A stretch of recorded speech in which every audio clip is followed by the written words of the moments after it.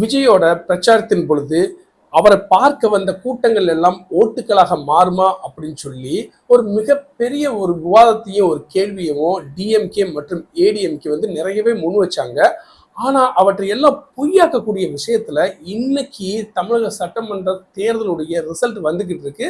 அதுல வந்து விஜய் தான் முன்னிலையில வகிச்சுக்கிட்டு இருக்காரு. இதுல இருந்து என்ன தெரியுது, மக்கள் வந்து முட்டாள்கள் கிடையாது, அவங்க தெளிவாத்தான் இருக்காங்க. ஆனா அவங்கள வச்சு அரசியல் பண்ண நினைக்கக்கூடிய பல கட்சிகள் இன்னைக்கு வந்துக்கிட்டு 2ஆம் நிலைக்கு 3ஆம் நிலைக்கு வர்றதை பார்த்துட்டு நம்ம மக்கள் எல்லா பேருமே ரொம்ப சந்தோஷமா இருக்காங்க. மக்கள் தீர்ப்பே மகேசன் தீர்ப்பு அப்படிங்கிறது வந்து நம்ம 400 மேனி பொழுதும் வண்ணமா வந்து அந்த வார்த்தைக்கு எப்பயுமே ஒரு மதிப்பு இருக்கக்கூடிய நம்ம எல்லாத்துக்குமே தெரிஞ்ச விஷயம். அப்படி பார்க்குறப்ப இன்னைக்கு 112 இடங்கள்ல தொடர்ந்து முன்னிலை வகிச்சுக்கிட்டு இருக்கு டிவிக்கே.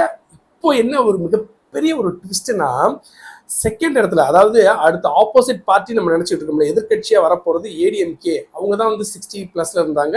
அதுக்கப்புறம் வந்து தேர்ட்ல வந்து டிஎம்கே வந்துக்கிட்டு ஒரு 50+ வந்து முன்னிலையில் இருந்தாங்க. இவங்க 2 பேர்ல வந்துக்கிட்டு கண்டிப்பா ஏடிஎம்கே தான் வந்து எதிர்கட்சி தலைவராக உட்கார போறாங்கன்னு சொல்லி நம்ம நினைச்சிட்டு இருந்தோம்.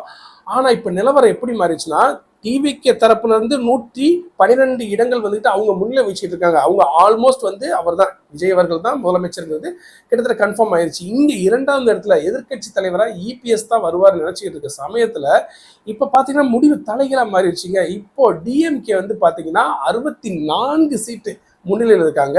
ஏடிஎம்கே எடப்பாடி அவர்கள் 58 இடத்துல வந்து முன்னிலை வைக்கிறாங்க. இப்போ ஆப்போசிட் பார்ட்டியா, இப்போ உள்ள நிலவரத்துக்கு ஆப்போசிட் பார்ட்டியா எதிர்கட்சியா உட்காரதுக்கு முழு தகுதி பெற்ற ஒரு கட்சினா அது டிஎம்கே தான்.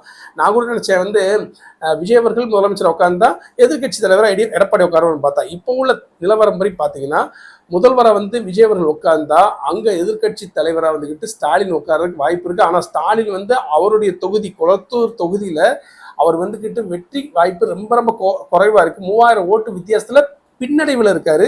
ஆனா எப்படி எதிர்கட்சி தலைவரை வந்து யார் உட்கார போறாங்க? ஏன்னா சேப்பாக்கம் தொகுதியில போட்டிக்கிட்டு இருக்கக்கூடிய ஸ்டாலினுடைய புதல்வன் உதயநிதி ஸ்டாலின் அவர்கள் வந்துக்கிட்டு முதல் ஆரம்ப கட்டத்தில் வந்துக்கிட்டு பின்னடைவில் இருந்தாலும் இப்போ தாவேகா வேட்பாளர் அவரை காட்டில் வந்துக்கிட்டு முன்னிலையில வந்து இருக்காரு. ஸோ அந்த அடிப்படையில் பார்க்குறப்ப எதிர்கட்சி தலைவராக உதயநிதி ஸ்டாலின் கூட வர வாய்ப்பு இருக்கு. திரும்பவும் நான் சொல்றேன், அதாவது கட்சி தலைவர்களும் கட்சி நிர்வாகிகளும் முக்கியம் அதாவது கட்சி சார்ந்த முக்கியமானவர்கள்லாம் போட்ட கணக்கு வேற, ஆனா மக்கள் போட்ட கணக்கு வேற. கிட்டத்தட்ட இந்த தேர்தலில் 10,000 கோடி ரூபாய்க்கு மேல வந்துக்கிட்டு மக்களுக்கு ஓட்டு போடுறதுக்கு காசு செலவழிக்கப்பட்டிருக்கு. சில இடத்துல வந்து 2000 ரூபாய் கொடுத்துருக்காங்க, சில இடத்துல 5000 ரூபாய் கொடுத்துருக்காங்க, சில இடத்துல தந்தி டிவியில தான் சொன்னாங்க, சில இடத்துல வந்து 25,000 ரூபாய் வரைக்கும் வந்துக்கிட்டு தந்தி டிவியில் வந்து ஒருத்தர் பேட்டி கொடுத்தவர் சொன்னார், 25,000 ரூபாய் வரைக்கும் வந்துக்கிட்டு ஓட்டுக்கு பணம் கொடுத்த அப்படிப்பட்ட ஒரு தமிழக சட்டமன்ற தேர்தல் இந்த வருடம் ரிசல்ட்டை பார்க்குறப்போ வந்துக்கிட்டு மக்கள் வந்துட்டு எல்லா காசையும் வாங்கிட்டு நாங்கள் யாருக்கு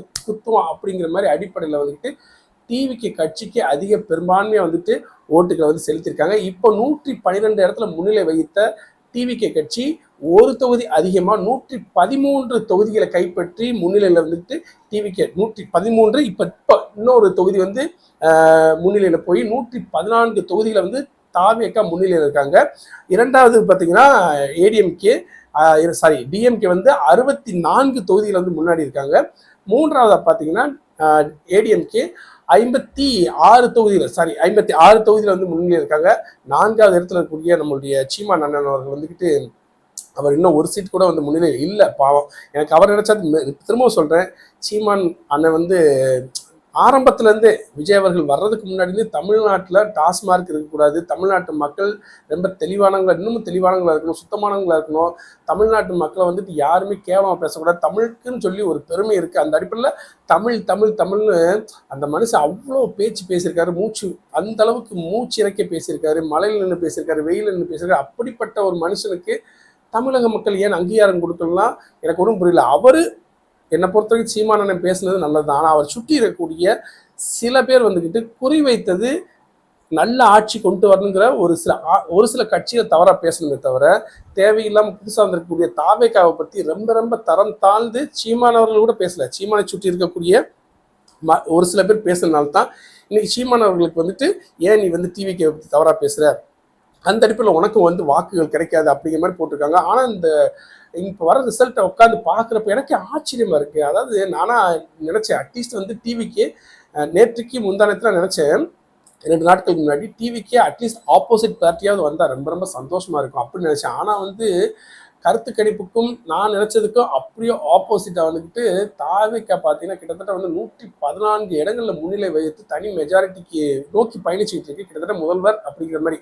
இப்போ பார்த்தீங்கன்னா கூடுதல் ஒரு செய்தி என்னன்னா, கிட்டத்தட்ட வந்து வெற்றி கொண்டாட்டம் நெருங்கிருச்சு. விஜய் அவர்கள் வந்து முதல்வர் ஆக போறாங்க. அப்போ வெற்றி கொண்டாட்டத்துக்கு வந்துக்கிட்டு பனையூர் அலுவலகம் இருக்கு இல்லையா, விஜய் அவர்களுடைய அலுவலகம் பனையூர்ல இருக்கு. அந்த இடத்துக்கு கண்டிப்பா அதிகமான தாவேகா தொண்டர்கள் வந்து செலிப்ரேட் பண்ண ஆரம்பிச்சிருவாங்க. அதனால வந்துட்டு முன்கூட்டியே தாம்பரம் போலீஸ் ஸ்டேஷன் அந்த காவல்துறையோட மூத்த தலைமை காவல்துறை அதிகாரி இருப்பார் இல்லையா, சஞ்சய்குமார் வந்து ஆல்ரெடி அந்த இடத்துக்கு வந்துட்டாரு. இது போக இன்னொரு விஷயம், இவ்வளோ விஷயங்கள் நடந்துகிட்டு இருக்கு. இதுல கிட்டத்தட்ட வந்து டிவிக்கு முன்னிலை வைத்திருக்க சூழ்நிலை. இன்னைக்கு பாத்தீங்கன்னா த்ரிஷா அவர்களுடைய பிறந்தநாள். இந்த த்ரிஷா பிறந்தநாளை முன்னிட்டு காலையிலேயே வந்து திருப்பதி போயிருக்காங்க. திருப்பதி போயிட்டு நேராக அவங்க வீட்டுக்கு போவான்னு பார்த்தா நேராக பனையூர் விஜயோட அலுவலகத்துக்கு போயிருக்காங்க. அதையும் வந்து ஃபிளாஷ் நியூஸாக எடுத்து வந்து போட்டுக்கிட்டு இருக்காங்க. ஸோ த்ரிஷாவை பற்றியும் விஜய் அவர்களை பற்றி எவ்வளோ கான்ட்ரவர்சியான செய்திகள் வந்தாலும் அதை பற்றி நாங்கள் கவலைப்பட மாட்டோம். நாங்கள் வந்துக்கிட்டு நல்ல நண்பர்கள் அடிப்படையில் வந்துட்டு திரும்ப வந்து விஜய் அவர்களுடைய பனையூர் அலுவலகத்துக்கு வந்து நடிகை த்ரிஷா அவர்கள் போயிருக்காங்க. ஸோ பாதுகாப்பு பலப்படுத்தப்பட்டிருக்கு. பனையூர் அலுவலகம் மட்டும் இல்லாமல் விஜயோட வீடு, விஜயோடைய கார் அப்படின்னு சொல்லி எல்லாத்துக்குமே வந்துக்கிட்டு பாதுகாப்பு அடுத்தடுத்து கொடுக்கப்பட்டுக்கிட்டு வருது காவல்துறை அதிகாரிகள். இப்போதாங்க எனக்கு ஒரு சந்தோஷம். இதுக்கு முன்னாடி காவல்துறை அப்படிங்கிற ஒரு விஷயம் இருக்கா அப்படின்னா நான் யோசிப்பேன் நம்ம தமிழ்நாட்டில்.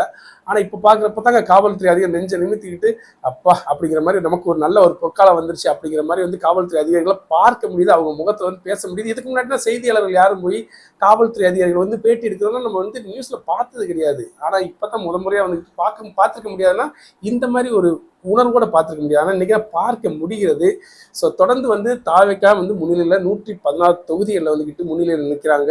அதுக்கப்புறம் வந்து டிஎம்கே 2வது இடத்துல வந்து ஏடிஎம்கே தேர்டுக்கு போயிடுச்சு. இப்போ 2வது இடத்துல வந்து டிஎம்கே 64 தொகுதிகள்லையும் ஏடிஎம்கே வந்து 56 தொகுதியிலும் இருக்காங்க.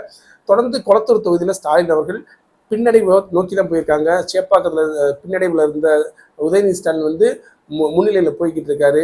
விஜய் அவர்கள் கிட்டத்தட்ட வந்து அவர் நிற்கக்கூடிய பெரம்பூர் தொகுதியில் கிட்டத்தட்ட 20,000 வாக்குகள் வித்தியாசத்தில் 30,000 வாக்குகள் வித்தியாசத்தில் வந்துட்டு அவர் லீடிங்கில் இருக்காரு. திருச்சி தொகுதியில் பார்த்தீங்கன்னா அங்கே 20,000 15,000 வாக்குகள் வித்தியாசத்தில் வந்து விஜய் அவர்கள் வந்து முன்னிலையில் நிற்கிறாரு. 2 தொகுதியுமே விஜய் அவர்கள் ஜெயிச்சிருவாரு. அதுக்கப்புறம் வந்து விஜய் சார்பாக போட்டியிட்ட அத்தனை வேட்பாளர்களுமே முன்னிலையில் தான் இருக்காங்க. அத்தனை வேட்பாளர்கள் மோஸ்ட்லி 75% வந்து முன்னிலையில் இருந்தாலும் விஜய் மற்றும் விசில் அந்த சின்னத்துக்காகவே வந்து மக்கள் போய் வேட்பாளர் பேர்னா பார்க்காம அவங்க வந்து வாக்குகள் செலுத்திருக்காங்க. திரும்பவும் என்ன சொல்ல வரேன்னா, வீடியோவில் முதல்ல சொன்னதான் இப்போ இந்த இறுதியில் சொல்கிறேன், மக்கள் முட்டாள்கள் இல்லை.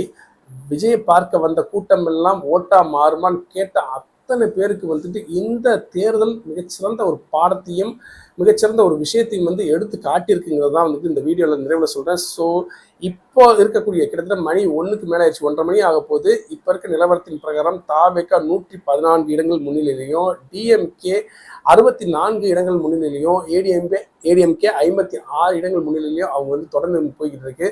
ஸோ ரிசல்ட்டு முழுமையாக வந்ததுக்கப்புறம் நான் கண்டிப்பாக வீடியோ போடுறேன். அதுக்கு இடையில வந்துக்கிட்டு ஏதாவது முக்கியமான வீடியோக்கள் வந்தால் கண்டிப்பாக அதையும் போடுறேன். இதுக்கிடையில வந்து விஜய் முதல்வராக ஆக போறாரு கிட்டத்தட்ட கன்ஃபார்மாக ஆகிறதுக்கு முன்னாடி நிறைய ஏஐ சம்பந்தப்பட்ட செயற்கை வீடியோஸ், ஏஐ சம்பந்தப்பட்ட வீடியோக்கள் நிறைய வந்து வலம் வந்துக்கிட்டு இருக்கு. தமிழக சட்டசபையில் அத்தனை இடங்கள்லையும் விஜய் அவர்கள் உட்கார்ந்துருக்கிற மாதிரியும் சில வீடியோஸ் போடுறாங்க. பாகுபலியில் வந்துக்கிட்டு மகேந்திர பாகுபலி அப்படியே வந்து ஆட்சியை கைப்பற்றுறப்ப அவருடைய சிலையை வந்து தூக்கி அப்படி நிறுத்துறப்ப வந்து அந்த குங்குமம்லாம் செதறி போய் ஒரு வீடியோ காமிப்பாங்க இல்லையா பாகுபலி படத்தில். அது மாதிரி வந்து விஜய் அவர்களுடைய சிலையா இல்லை வந்து யார் ஆட்சி அமைக்க போகிறாங்க அவங்க சிலை வந்து அப்படியே கொண்டு வர்ற மாதிரியும் மேலதாளங்கள் முழங்க அப்படிங்கிற மாதிரி வந்து ஏஐ வீடியோக்கள்ஸ்லாம் நிறைய வந்துக்கிட்டு இருக்கு. ஸோ எல்லாமே வந்துட்டு சரியான முறையில் போய் விஜய் வந்து ஆட்சி அமைப்பாரா இல்லை வந்து எந்த மாதிரி வந்து ரிசல்ட் வருது, இது எல்லாத்தையுமே வந்துட்டு அடுத்தடுத்த வீடியோக்குள்ள கண்டிப்பாக உங்கள்கிட்ட ஷேர் பண்ணிக்கிறேன். இப்போ கடைசி நிலவர பிரகாரம் வந்துக்கிட்டு தாவேக்கா 114 தொகுதிகளிலையும், டிஎம்கே 64 தொகுதிகளிலும், ஏடிஎம்கே 56 தொகுதிகளிலும் வந்துக்கிட்டு அவங்க வந்து முன்னிலையில் போய்கிட்டு இருக்கு. ரிசல்ட்ஸ் வந்து அஃபிஷியலாக வரல. ஒரே ஒரு தொகுதியில் மட்டும் ரிசல்ட் வந்து அஃபிஷியலாக அனௌன்ஸ் பண்ணியிருக்காங்க. மேலூர் தொகுதியில் வந்துட்டு போட்டியிட்ட காங்கிரஸ் வேட்பாளர், திமுக கூட்டணியில் இருக்கக்கூடிய காங்கிரஸ் வேட்பாளர் மட்டும் வந்து அஃபிஷியலாக வெற்றி பெற்றதாக அனௌன்ஸ் பண்ணியிருக்காங்க. மற்றபடி எந்த ஒரு வேட்பாளர் வெற்றி பெற்றதாக அஃபிஷியலாக அனௌன்ஸ் பண்ணல. ஸோ உங்களுக்கு அஃபிஷியலாக ஒவ்வொரு விஷயமும் அனௌன்ஸ் பண்ணதுக்கப்புறம் அதையும் வந்து ஒரு வீடியோ பண்ணி நான் கண்டிப்பாக வந்துட்டு உங்களுடைய முன்னிலை கொண்டு வர்றேன். ஸோ கடைசி தகவல்படி டிவிகே 114 தொகுதி, டிஎம்கே 64 தொகுதி, ஏடிஎம்கே 56 தொகுதியில் முன்னிலை இருக்காங்க. ஸோ நம்மளுடைய வீடியோ பிடிச்சா மறக்காம லைக் பண்ணுங்கள். நம்மளுடைய பாமுத்துக்குமார் யூடியூப் சேனலை மறக்காமல் சப்ஸ்கிரைப் பண்ணி விட்டுருங்க. இந்த தகவல் பிடிச்சா உங்களுடைய அரசியல் நண்பர்கள் மற்றும் எல்லா நண்பர்களுக்கும் ஷேர் பண்ணுங்கள். மீண்டும் ஒரு தகவலுடன்